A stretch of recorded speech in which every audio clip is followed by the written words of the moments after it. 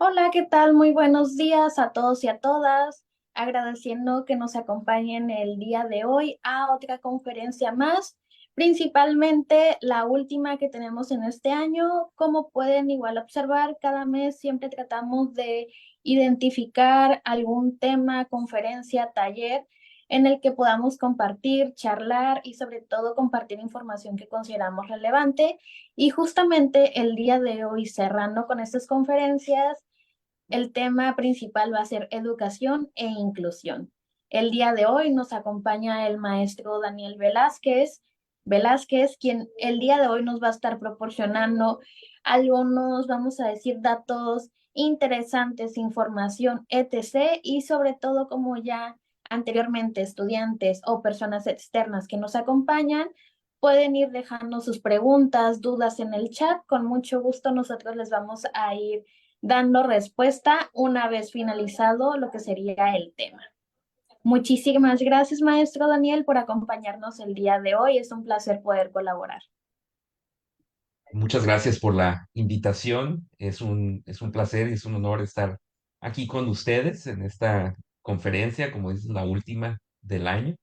Y, y pues me da gusto también, pues siendo pues alguien que ha estado dando clases ahí en Unipac durante algo de tiempo. Este cuatrimestre no estoy dando clases, pero pues durante mucho tiempo he tenido el gusto, ¿no?, de estar con ustedes. Y pues ahora, pues para hablarles sobre esta, este tema que me invitaron a dar, hablando sobre la educación y la inclusión. Le puse un subtítulo, dice Inclusión en un mundo cambiante. Am, y ahí ven el logo de la escuela donde trabajo en las mañanas, que se llama, técnicamente es el Centro Interdisciplinario para la Atención al Autismo, pero es parte de la Asociación Pro Autismo, la asociación que más tiempo tiene aquí en Tijuana trabajando con el autismo, desde 29 años este año. Entonces el próximo 2024 se cumplen 30 años, ¿no?, de esta asociación. Y brevemente, pues hablo de nosotros porque pues creo que somos un referente importante, ¿no? Porque damos atención a niños, niñas, adolescentes, a personas adultas que están en el espectro del autismo, principalmente en aquel donde precisamente la inclusión no les alcanza, porque quisiéramos que todos estuviéramos en la posibilidad de estudiar, la posibilidad de trabajar, pero pues hay dificultades, ¿no?, en esta integración. Y pues nosotros somos un espacio donde buscamos atender a esta población. Pues me gustaría empezar dando un breve encuadre, ¿no?, sobre lo que vamos a platicar en esta sesión. Y como te mencionaba, si hay comentarios, si hay dudas y preguntas, pues bienvenidas para revisarlas aquí al final. Tendremos un tiempo para esto. Entonces voy a hablar brevemente, pues, de algunos cambios globales que se dan, impactan en la inclusión, es particularmente en el momento en donde nos encontramos ahorita, y qué cosas han cambiado, pues, desde que este tema se ha vuelto importante, ¿no? Yo creo que siempre ha sido importante, pero nunca se le ha dado, o no siempre se le ha dado ese grado de importancia. Entonces, ¿qué cambios han impactado en esto? Un poco sobre la teoría detrás de la educación especial y que ha formado, impactado en estos cambios. Mucho sobre las intersecciones, hablando sobre las cosas que eh, contribuyen o afectan, que prácticamente, pues es todo, ¿no? Todo, si tu edad, tu género, en dónde te encuentras, todo impacta, ¿no? Todo va a impactar sobre una discapacidad. Y también un poco sobre los comportamientos de los menores en las escuelas. Y bueno, ¿por qué no también mencionar, pues, las personas adultas, ¿no?, que también están dentro de esta temática? Bien, entonces, empezando por cómo se ha visto históricamente la inclusión, pues quisiéramos pensamos en inclusión, no sé qué piensan ustedes, pero para mí es un tema positivo, ¿no? Es un tema que quieres pensar que ayuda, ¿no?, a poder atender a todas las personas, independientemente de sus características, para que compartan los mismos espacios o que tengan acceso a los espacios que todos tenemos. Pero pues no creo que siempre ha sido así. En un principio, pongo esta frase, ¿no? Lo diferente es excluyente. Si tú tienes una diferencia en lo que sea, eso ya te va a marginar de alguna manera, te va a hacer a un lado. Y en el contexto de lo educativo, podríamos decir que lo que se busca con la exclusión era pues arréglalo, ¿no? Mamá, papá, maestros o a la persona en sí, dice, arregla lo que te hace a ti diferente o cúralo, ¿no? Que para que ya no lo tengas, o en el peor de los casos, elimínalo, ¿no? O sea, no tenemos un lugar para ti aquí, o no puedes estudiar con nosotros, o no puedes trabajar aquí con nosotros, a lo mejor te damos unas razones diferentes, ya estamos al tope, ya estamos al máximo de nuestros espacios, pero básicamente lo que estamos diciendo es no queremos este problema, ¿no? No queremos cambiar nuestra estructura o nuestras formas de trabajar para poderte, pues, incluir. Entonces es como, y creo que lo podemos ver todavía en espacios donde, pues, se ponen por otras razones y hasta ahorita se me ocurrió, ¿no? Pensar en condiciones que hemos luchado socialmente durante mucho tiempo, como por ejemplo la inclusión, en el ámbito laboral con personas que están embarazadas, ¿no? Y que se supone que es en contra de la ley, ¿no? Decirle a alguien no te podemos contratar o te vamos a soltar y por esto, pero pues se encuentran otras formas. Entonces, ese es como un principio general que se tendría que considerar replantear, ¿no? ¿Estamos excluyendo las diferencias o las estamos incorporando? Y si las estamos incorporando, ¿es con alguno de estos propósitos? Arréglalo, cúralo o elimínalo. Si es así, entonces realmente no estamos siendo incluyentes, ¿no? Eh, Porque detrás de estas palabras, pues también hay un sentido. Y si es arréglalo, pues es que algo está mal, ¿no? Algo no funciona. Si es cúralo, pues es que tiene una enfermedad, ¿no? Tiene un malestar. Y si es elimínalo, pues peor, ¿no? ¿Qué estamos pensando en ese contexto? Entonces, eso es como un planteamiento inicial importante como para entender y contextualizar, como decía, cómo se ve la inclusión en la mayoría de los ámbitos en el presente. Otro planteamiento como muy parte muy central, ¿no? De la inclusión a lo largo de las décadas ha sido una de seamos tolerantes y mínimamente demos un grado de respeto. Yo siempre he tenido como un problema con la palabra tolerancia, porque viene con este tono de alguna forma paternalista, donde pues es como el mínimo, ¿no? Pues te tolero, no te voy a aceptar, pero te voy a tolerar. Y si solamente estoy como a un paso de la que es que sigue, pues que está detrás de la tolerancia, pues el rechazo. Entonces, creo que la tolerancia no es el mínimo, ¿no? Creo que no es suficiente eso, o al menos ya no es suficiente decir te tolero, porque estás entonces a un paso de rechazar en el ámbito en donde te encuentres. Entonces, hay que tener mucha palabra y no sé si hay algún, mejor algún otro contexto porque podría pensar en donde la tolerancia sí sea una palabra más aceptable, pero en el contexto de la inclusión, tengamos cuidado con usarla en esta forma, ¿no? Porque la tolerancia no basta, no es suficiente para generar espacios inclusivos. Entonces, cuando se plantea esto inicialmente, pues viene con un montón de cambios en actitudes y en legislación. Y si bien hemos visto algunos avances en estas áreas, pues no ha sido suficiente, porque cambiamos leyes o cambiamos para que la gente pueda ser aceptada, ¿no? Incluida en ámbitos laborales, en ámbitos educativos, pero en la práctica, ¿qué tanto se está generando, pues, este cambio? Y cuando aún así lo tenemos, pues, ¿cuál es la actitud del resto de las personas en ese ámbito para generar, como decía, no solo tolerancia, sino ir más allá de ella? Y esto es algo que ya a partir de niveles educativos básicos, ¿no? Lo ves, quizá ya desde primaria. En preescolar, creo que los niños, las niñas y los niños aceptan muy fácilmente cualquier diferencia en el ámbito que podríamos hablar de la discapacidad, pero son típicamente los papás que luego dicen, es que, híjole, yo no quiero que un niño con autismo esté en el mismo en el mismo espacio educativo que mi hijo, o realmente es el mejor lugar, lo disfrazan, ¿no? Con esta, yo respeto, pero ¿será el mejor lugar para el niño? ¿No habrá otro mejor? Pues estoy dando entre líneas un cierto rechazo hacia esos niños para que no estén en el mismo lugar que los míos, ¿no? Que son, entre comillas, normales.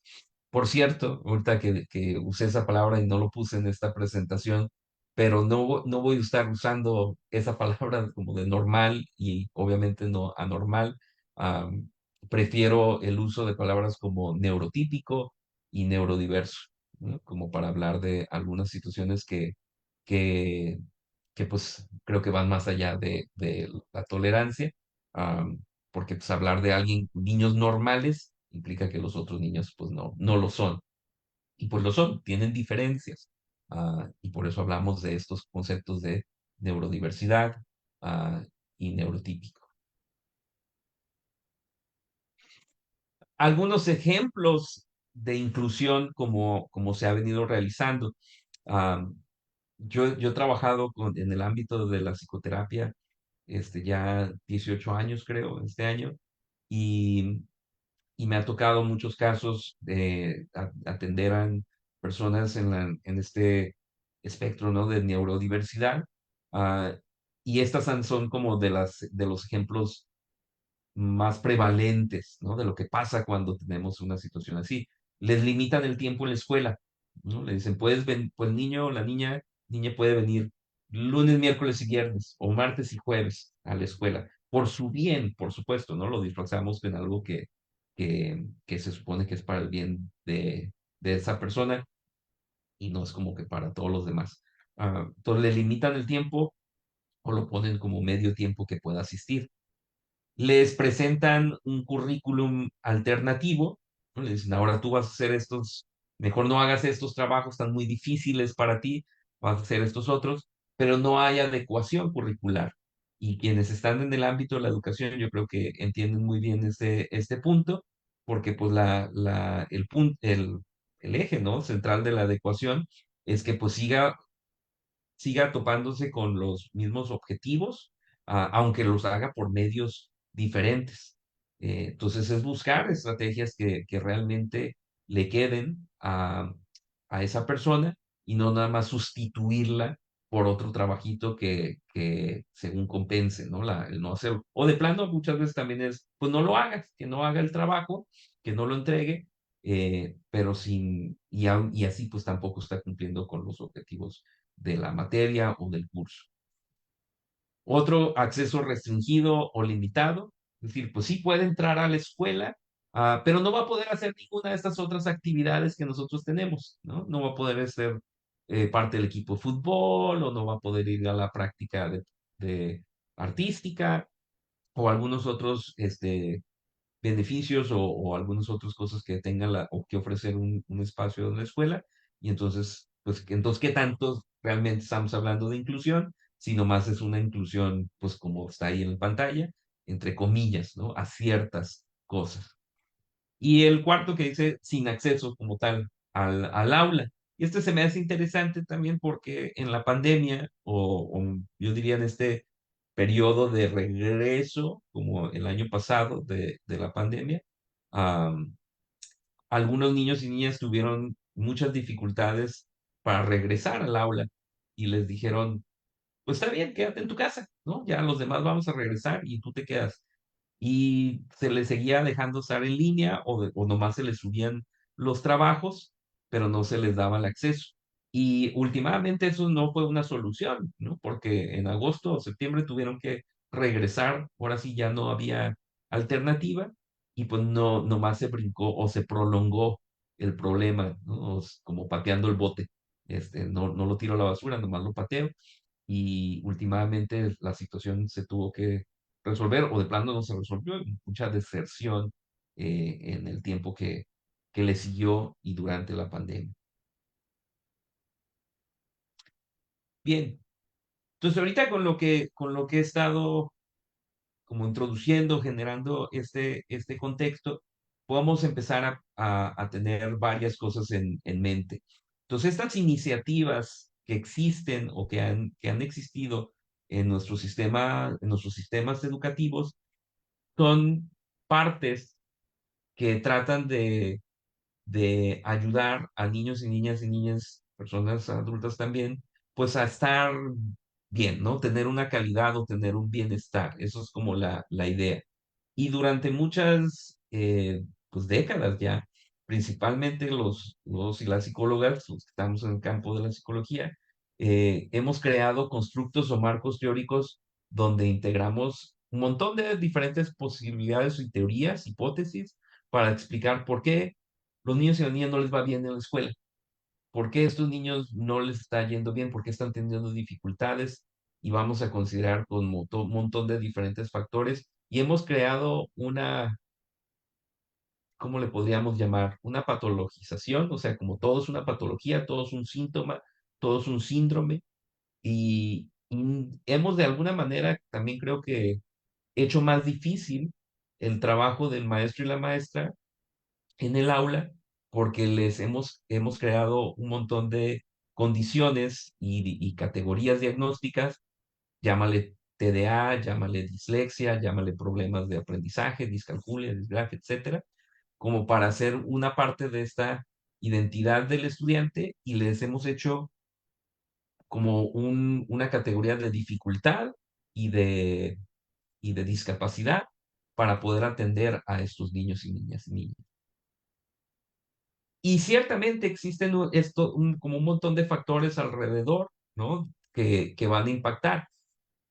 Pero si yo le digo al maestro o la maestra, pues, ¿cuál es el problema con el niño? ¿Cuál es el problema que le obstaculiza la inclusión en el aula? La inclusión en el aula, sea de etapa básica, media superior o superior.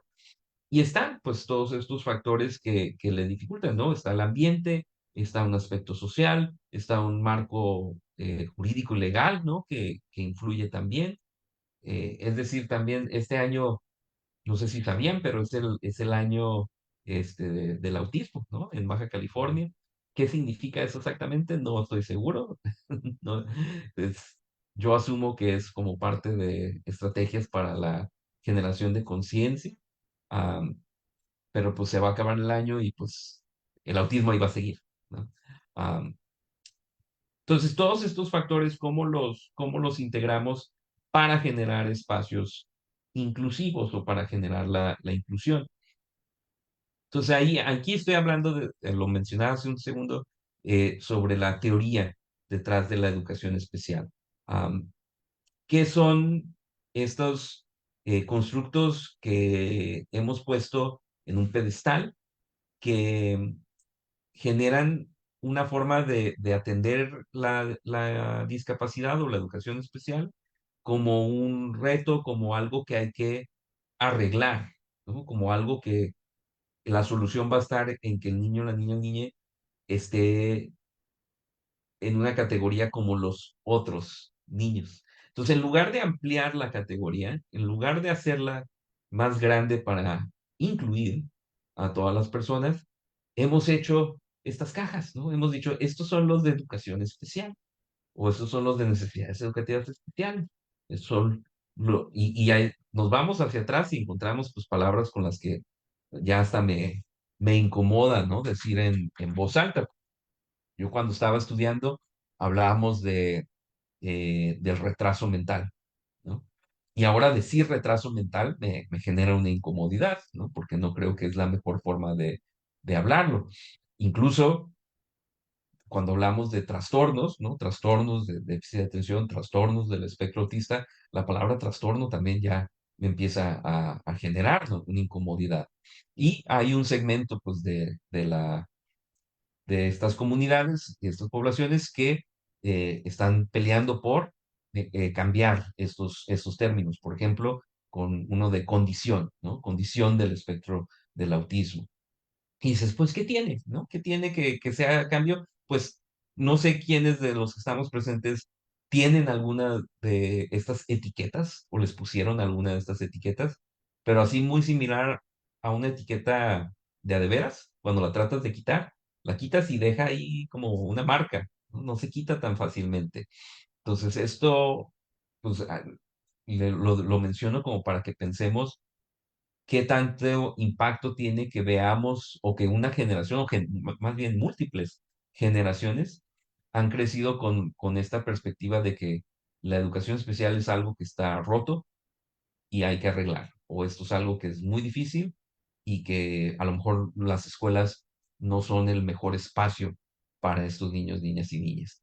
Entonces, hay un error fundamental en la atribución que estas teorías han generado como para buscar hacer cambios en la manera en la que vemos la inclusividad. Y yo creo que tengo que tomar un momento aquí como para resaltar los esfuerzos que una escuela como UNIPAC ha hecho desde siempre, creo, en el área de la inclusión. Si algo puedo decir muchas cosas positivas, pero si algo puedo decir es que siempre se ha visto como un espacio en búsqueda de la justicia, de la integración, de la igualdad, en todos los ámbitos.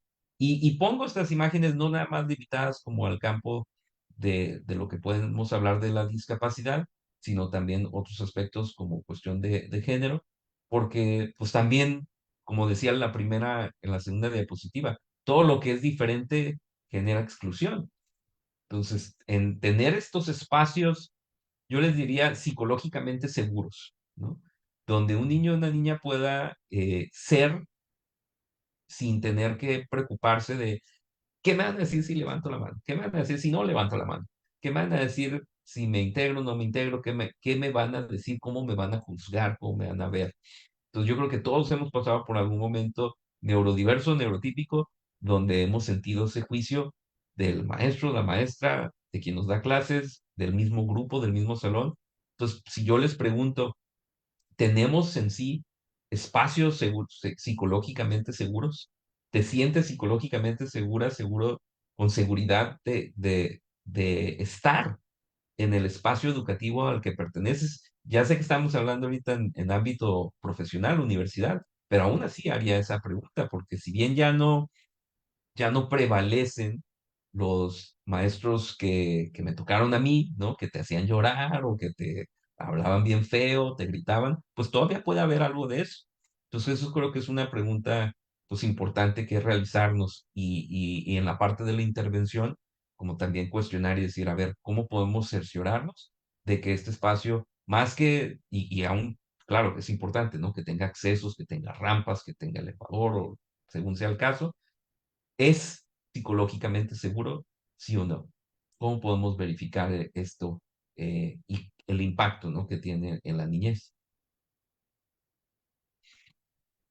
Entonces, esta teoría sobre la educación especial la podemos ver como una de aproximación y una teoría también crítica y tiene sus características, ¿no?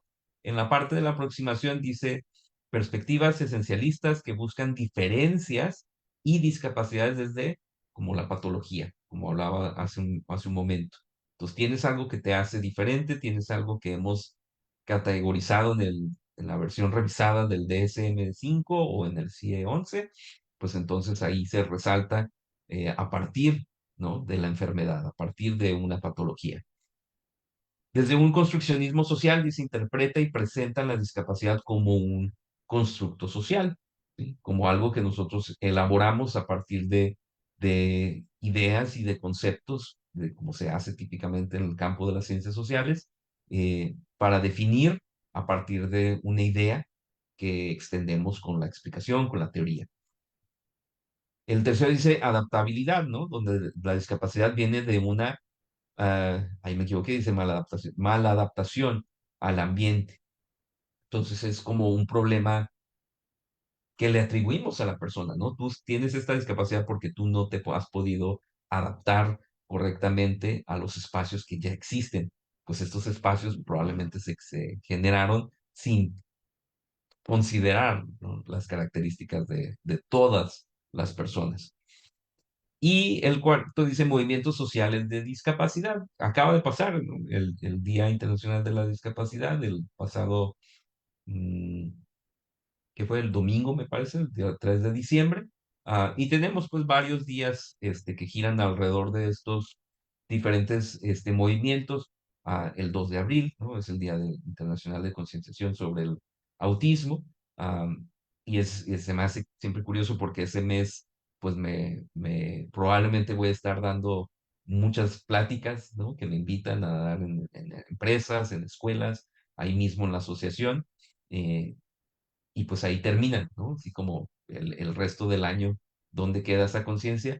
Y bueno, la importancia de estarla generando, no nada más en un momento, sino todo el tiempo, hasta que ya no sea necesario. La parte crítica dice son aproximaciones basadas en el déficit o la perspectiva médica. Muchas de estas condiciones pues están diagnosticadas o se diagnostican desde pues la perspectiva médica, que no necesariamente pues va a fomentar la inclusión. Luego dice, interpretaciones se basan en juicios y valores morales. O sea, ¿qué es lo que comúnmente sucede en el ámbito de la discapacidad? Que si tú tienes personalmente alguien cercano a ti, un familiar, un amigo, una amiga, eh, que, que vive con eso, si tú estás tan cercano a la situación que la has vivido desde esa perspectiva, pues tienes una aproximación diferente hacia la discapacidad. Si no la has vivido, si no te ha afectado, pues no te cuestionas, ¿no? No te cuestionas si cómo es vivir. Y yo he visto, por ejemplo, estas prácticas ahí en Unipac, ¿no? Donde les piden usar silla de ruedas, les ponen, les cubren los ojos, para simular cómo sería una ceguera, cosas así, como para ponernos y crear, pues, la característica más importante en toda interacción humana, la empatía. Si tuviéramos más empatía, probablemente no estuviéramos hablando de estos temas. Y esto viene pues de las expectativas que se imponen en esos ambientes y pues buscamos el cambio social de todas maneras y de todas formas, sean con estos movimientos sociales, sean con hashtags, sean con iniciativas propias pues de diferentes ámbitos, desde lo educativo hasta lo marco jurídico y legal, pues se busca generar inclusión de cómo se pueda. Ahora, ¿dónde están las intersecciones? Y las mencionaba hace ratito de manera breve, pero ¿qué me refiero con una intersección? Es decir, cuando hablamos de una discapacidad, ahorita podría mencionar, ¿no? La sordera. Am, esa persona que tiene sordera, no nada más está sorda, ¿no? Es una persona que eso es una pequeña característica de las cuales existen muchas otras. Tiene una edad, tiene una nacionalidad, tiene un género, tiene una clase social a la que pertenece. Entonces, todos estos factores generan intersecciones entre sí y lo hacen más fácil, lo hacen más difícil, lo hacen diferente. Entonces, por eso cuando hablamos de una intersección, no podemos hablar de la discapacidad tan, de manera tan general, porque te tendrías que preguntar, bueno, ¿y dónde están las intersecciones, no? ¿Tiene una discapacidad? Sí, ajá. ¿Y qué más? ¿Qué más son las características de esta persona que le dan acceso o le limitan el acceso? Tan solo dónde vives, ¿no? A mí me ha tocado, la asociación está localizada en la colonia del Mirador. Entonces, cuando le decimos, ¿dónde? Estamos en el Mirador, mucha gente dice, ¿dónde está eso? Porque no saben dónde está el mirador. Y ya les decimos, no, pues pasando el Soler, rumbo a playas. Híjole, ahí me queda muy lejos. Y pues sí, ¿por qué te queda muy lejos? No porque vivas lejos, es porque no tenemos infraestructura en la ciudad de Tijuana como para poder fácilmente desplazarse o tener opciones para desplazarse con más facilidad y mucho menos en cuestión de discapacidad. Hace como un año más o menos me tocó ir a una reunión de la Secretaría del Bienestar, en donde nos convocaron a diferentes causas sociales y había, por ejemplo, una mesa de la comunidad LGBTIQ+, muy concurrida, me dio mucho gusto, mucha gente estaba en esa mesa. Luego había otra mesa, me parece que eran de temas de la mujer, ¿no? Sí, en general, la mujer. Y también había menos gente, pero pues había buena gente. Luego había otra mesa que era como de readaptación social. También había algo de gente, menos. Y luego estábamos nosotros en la mesa de la discapacidad y éramos tres personas. Éramos tres personas, incluyendo un intérprete de lenguaje de señas. Luego ya llegó otra persona, éramos cuatro. Entonces ahí estábamos platicando con una persona y nos decía que habían hecho un estudio sobre la discapacidad en como el año anterior, estoy hablando como pues en años de la pandemia, y pues el que eso de en sí pues, va a impactar. Pero decían algo curioso, ¿no? De que salían a la calle a buscar, encuestar a gente con discapacidad y no encontraban a gente. Y decían, pues ¿acaso no hay discapacidad en Tijuana? ¿Acaso no hay discapacidad en Baja California? Pues claro que la hay, pero no están en la calle, ¿no? ¿Por qué? Porque no tienen facilidad para el acceso a la calle, ¿no? No hay camiones o taxis que les puedan facilitar el movimiento a las personas que tienen una discapacidad motriz. Están en sus casas porque no encuentran trabajo, porque no hay trabajos inclusivos o porque no hay escuelas inclusivas. Entonces se dieron cuenta con eso, ¿no? De que existen, pero no existen en la calle, existen en sus casas, en condiciones difíciles por la misma falta de inclusividad. Entonces, eso te hace pensar en esos aspectos. Están, y como decía, están ahí por la discapacidad, están ahí por las intersecciones, por todo lo que rodea también parte de la discapacidad. Entonces, estos, bueno, ya lo mencioné, es como la cuestión de los accesos. Ahorita se supone que mágicamente va a transformarse Tijuana en los próximos 12 meses, con todas ah, con todos los proyectos viales que se están haciendo. No, vamos a darles el beneficio de la duda. Esperemos que sí se contribuya pues a mejoramientos en las conexiones que hay entre rutas, entre espacios, para que más gente no diga, pues es que me queda lejos. Bueno, me queda lejos, pero pues sé qué rutas puedo tomar o sé que tengo estos, posibilidades para accesar. Ahora, y esto no sé si lo podamos hacer interactivo porque lo pensé como algo que podíamos platicar por un momento antes de que terminemos. Bueno, todavía nos queda un poquito de tiempo, pero pensaba en un caso muy sencillo, ¿no? Tenemos el caso de un niño de 10 años que no quiere ir a la escuela desde hace un mes. La pregunta sencilla es, ¿por qué ya no quiere ir? Y así no sé si puedan poner sus comentarios, si quieren poner, o sea, lo que se les ocurra. ¿Por qué no querrá ir un niño de 10 años a la escuela desde hace un mes? ¿Qué piensa? ¿Qué son las diferentes cosas que podría impactarle a, para que no quiera asistir? Y digo, es una pregunta sencilla, pero no hay preguntas sencillas, ¿no? Ahí regreso al concepto de la intersección. ¿Cómo desde hace un mes, no? ¿Y qué ha pasado durante ese mes? Ya no va a la escuela. ¿Y qué pasa cuando un niño deja de ir a la escuela un mes? Si les ha tocado algunas veces como ver niños y niñas que no están en horario escolar y dicen, bueno, irán en la tarde a la escuela o no fueron por alguna razón específica. Oye, pero ya van 2 días que lo veo sin ir a la escuela, ya van 3 días. ¿Cuántos días van, no? Que no los vemos asistir. Entonces, no es una pregunta tan fácil porque puede haber muchísimas, muchísimas razones, ¿no? Puede que no tenga la posibilidad de ir porque mamá o papá, o cuidador, cuidadora, quien cuide, no los puede llevar, ¿no? Lo despidieron del trabajo, no tiene dónde, no tiene cómo, ¿no? Puede ser que no tengan, que llovió. ¿Qué pasa en la Tijuana cuando llueve? Cuando llueve pues, pues al grado de que ya se bombardea, ¿cómo se llama la página de protección civil?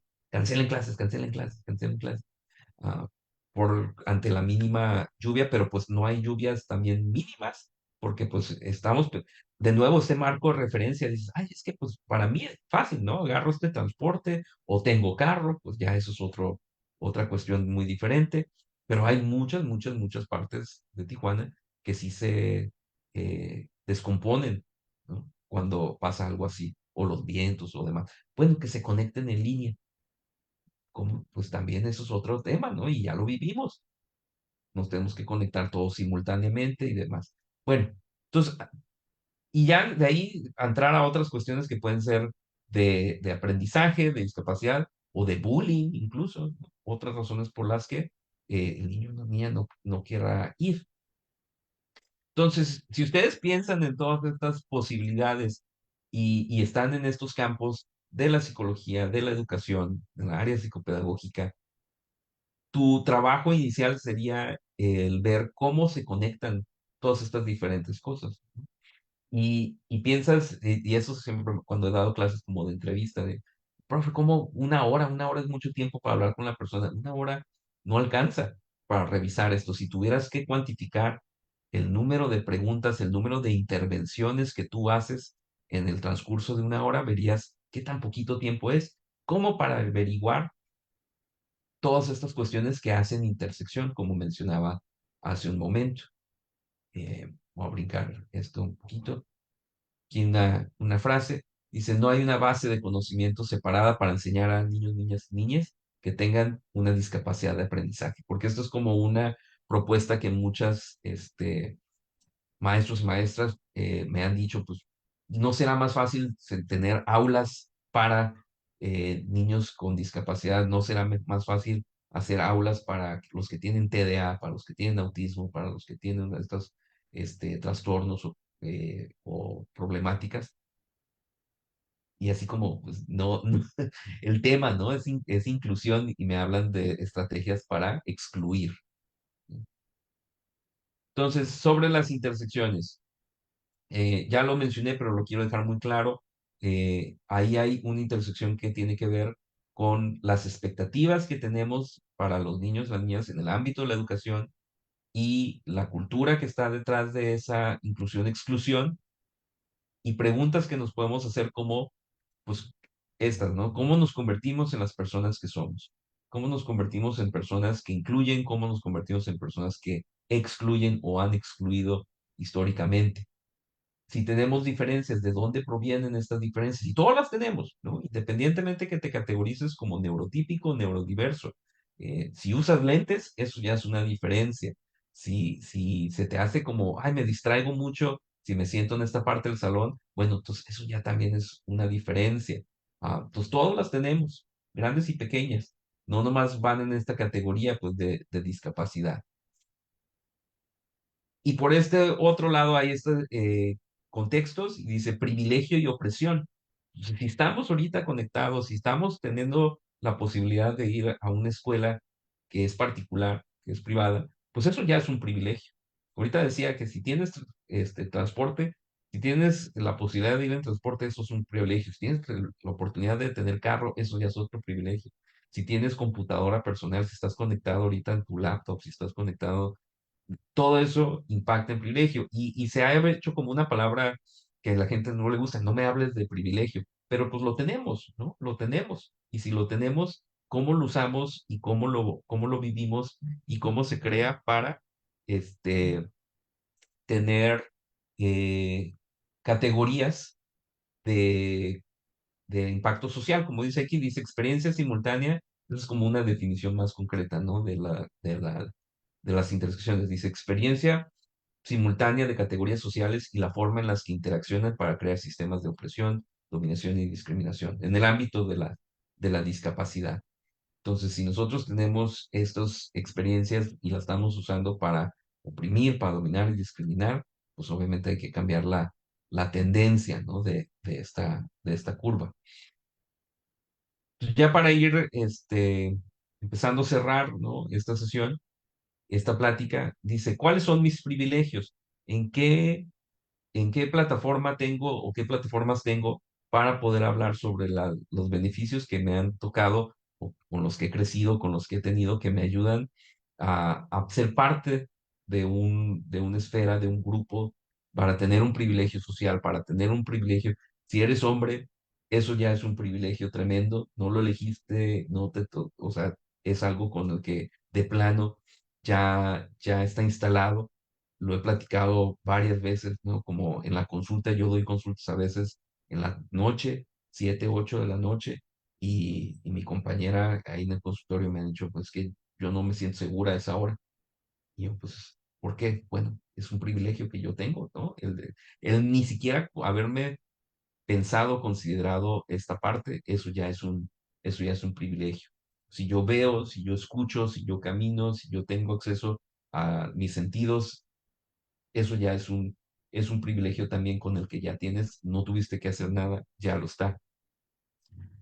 Y quienes están en el contexto de la terapia, también habría que considerar esas intersecciones y en el sesgo que puedan generarles, hablando de la conciencia que ustedes tienen de sus propios, como decía, sus propios sesgos, su propia forma de abordar e interactuar con otras personas y qué tanto reconocen y comprenden las diferencias que la gente tiene y cómo pueda impactarles en su vida.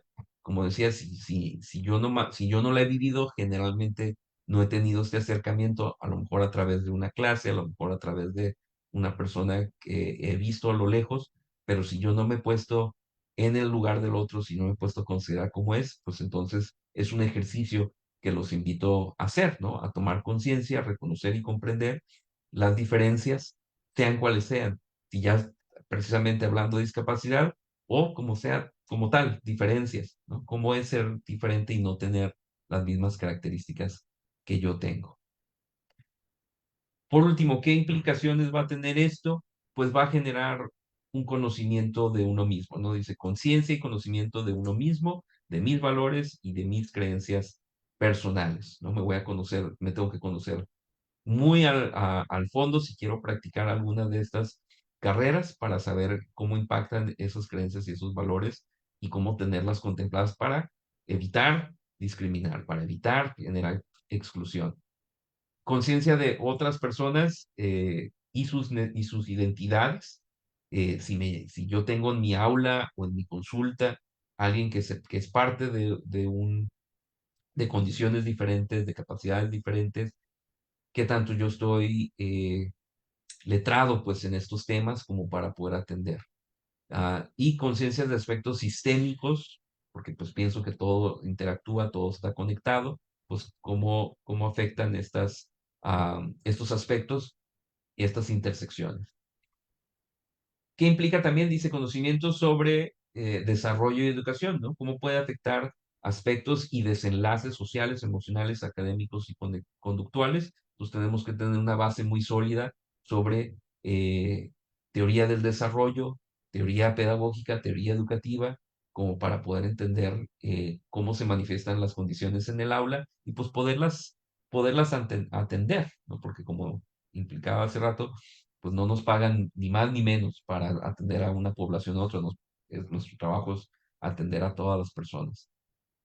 También implica cambios en el sistema, en nuestros espacios, en nuestra escuela, en nuestro trabajo, en nuestra propia casa, ayudar a evaluar las prácticas, políticas y procedimientos que puedan perpetuar disparidades o diferencias que generan exclusión. Entonces, si yo uso una palabra que es ofensiva hacia una población, si yo tengo acciones que no facilitan la inclusión, revísalas y busca cambiarlas y en donde sea. Nada de jajaja, jijiji, en el ámbito, es que así nos llevamos, así nos decimos, cada cosa, estas perpetúa, ¿no? La exclusión. Y dice defensa y búsqueda de justicia, reconocer, escuchar, aprender de otros, de otras personas para pensar y actuar en el cambio, ¿no?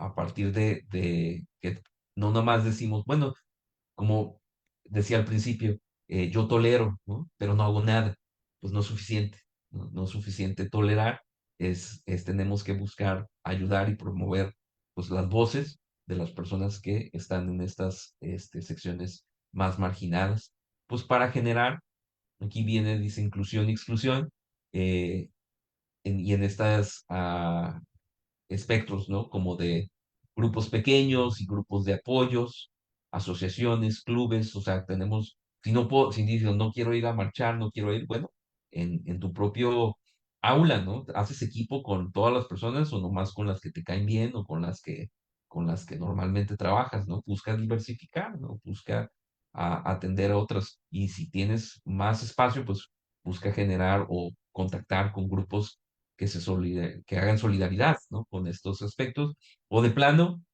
en una perspectiva dice, más individualista, en las redes, da like, comparte, busca páginas, busca cosas que puedas hacer, dona tu tiempo, dona recursos económicos si lo tienes, como para generar beneficio. Y ahorita que pues estamos en esta época navideña y que ya pues hay muchas causas ahorita que podrían beneficiarse pues de cualquiera de estos recursos, como decía. Y considerar que dice, algunas comunidades son cerradas, es decir, que pues no, dice, yo quiero ayudar a esta causa, pero esta causa no me deja ayudar.